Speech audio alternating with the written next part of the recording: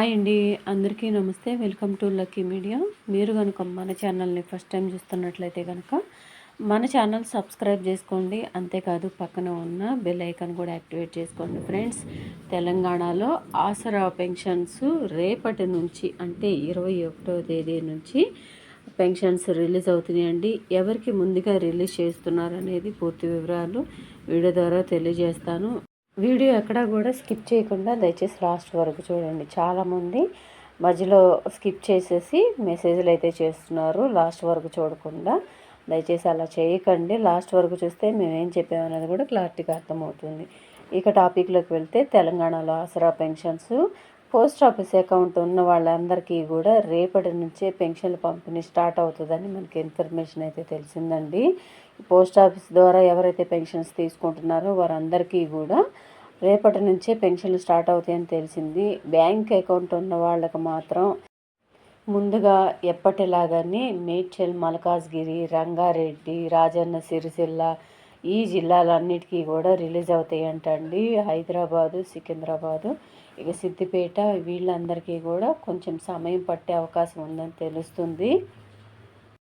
ఈ జిల్లాలకు తప్పితే మిగతా జిల్లాలన్నిటికీ కూడా త్వరగానే రిలీజ్ అవుతాయి అంటండి ఈ నెలలోనే. తెలంగాణలో ఆసరా పెన్షన్స్ ఇక పోస్ట్ ఆఫీస్ ద్వారా తీసుకుంటున్న వాళ్ళకి రేపటి నుంచే పెన్షన్లు స్టార్ట్ అవ్వబోతున్నాయంట. ఈ బ్యాంక్ అకౌంట్ ఉన్న వాళ్ళకి మాత్రం త్వరగానే రిలీజ్ అవుతాయంటండి.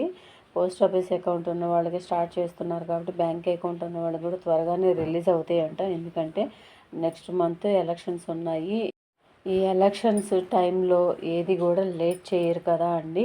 అన్ని పథకాలు కూడా కంప్లీట్గా ఇవ్వాలని చూస్తారు. అందులో ఆసరా పెన్షన్స్ కూడా ముందుగా రిలీజ్ చేయాలని చూస్తున్నారు. మీకు ఇది గుర్తుందో లేదో, ఎమ్మెల్సీ ఎలక్షన్స్ అప్పుడు కూడా 1వ తారీఖు రోజు అంటే ఆల్రెడీ ఆ నెలలో పెన్షన్స్ వచ్చేసినాయి. 25వ తేదీ లోపల పెన్షన్స్ రిలీజ్ అయిపోయినాయి. కానీ మళ్ళీ తర్వాత ఒక వారం రోజులకే మళ్ళీ వెంటనే పెన్షన్లో తర్వాత నెల స్టార్ట్ చేసేసారు.